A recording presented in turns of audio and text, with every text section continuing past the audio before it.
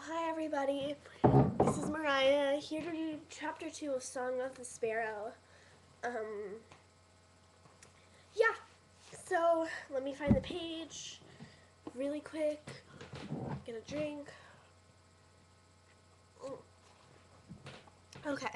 I can only read one chapter at a time or else it will cut off. Sadly. Okay.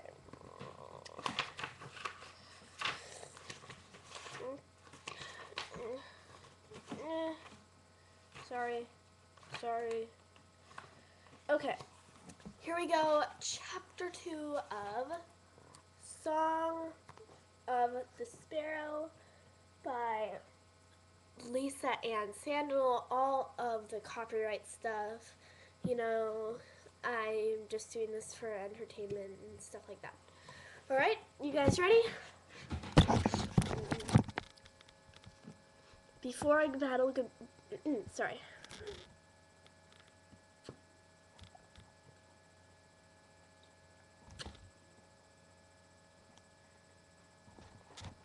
Okay, I'm ready. Need to get in the mood of Elaine. Okay, I'm ready. Before a battle begins, the men swarm about camp, as bees in a hive, making ready. Mount Baragon is the 11th fight Arthur will lead in a war against our Saxon enemy.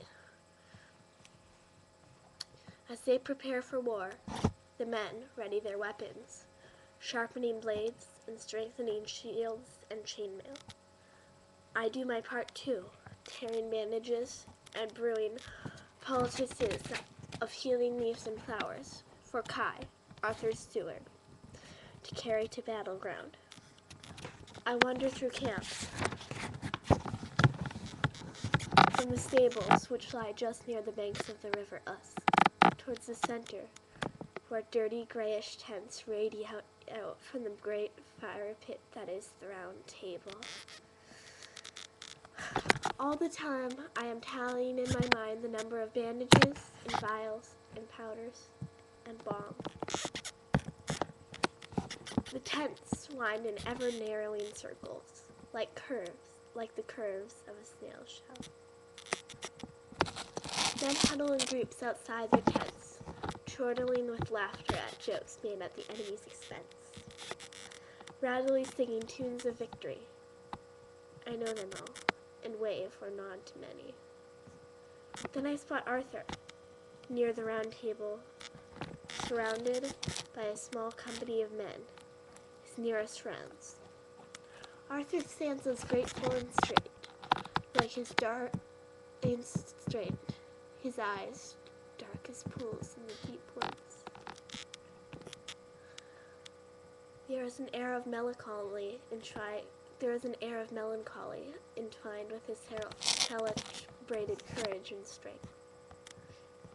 The men that we fight, Arthur told me once, they are men just like us. Well, like me, he said. A crimson blush coloring his cheeks as those black eyes crinkled at the corners of his mouth with a smile. And we fight, and ever they come at us like the tide of the sea. I do not understand it, the fighting and killing, the urge to conquer. His gaze turned downward then. I touched his arm, and he glanced at me. All the sorrow on this earth filling his eyes then. I will never understand it. But I will fight and kill as I must to protect our world and all that is good and just in it. And I remember asking myself how there could be men like Arthur and men like the ones that we fight, like our bloodthirsty enemies, built of the same flesh, yet so terribly unalike. As I approached the four men, they turned and welcomed me, grins breaking over their faces. Elaine! Lancelot, Arthur's dearest friend, and his fiercest warriors, calls his emerald green eyes glowing. He smiles warmly and waves at me, over to join the circle. and waves me over to join their circle. The sight of him makes my heart leap joyfully, and I cannot help but grin back at him. Gawain is on Arthur's other side, his friendly face shining with good cheer. He is large, but his shadow looms over the other men, though he is the gentlest giant I have ever seen. Our fourth companion is Tristan, who is not much older than I.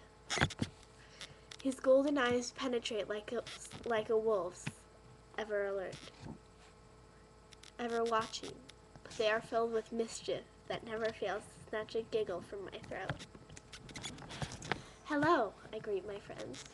Elaine, we were just discussing strategies for tomorrow's battle, Tristan informs me, a crooked grin on his lips.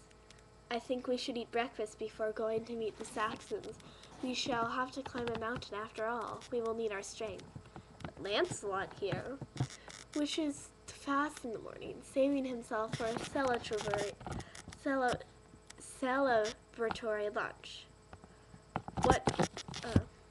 What think you? His smile widens.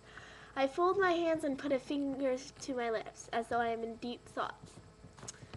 I see I have interrupted a very serious conversation, I reply wryly.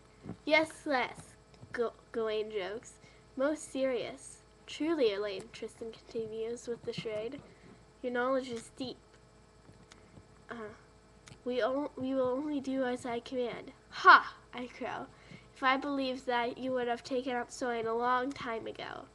The four men break into gales of deep, rumbling laughter. I believe our Elaine has bested you. Tristan, Lancelot says, winking at me. Come, friends, the hour grows late. Let us bed before we are off at dawn, Arthur suggests. The other three nod their heads as we bid each other good night. Sleep well and fight hard tomorrow, I tell them, and do not forget to eat your breakfast. I throw a smile at Lancelot as I turn to go, their laughter following me as I make my way back to my tent. That's the end of chapter 2. If you want to see chapter 3, that's coming up next. So bye people. Have a good day. On to chapter 3.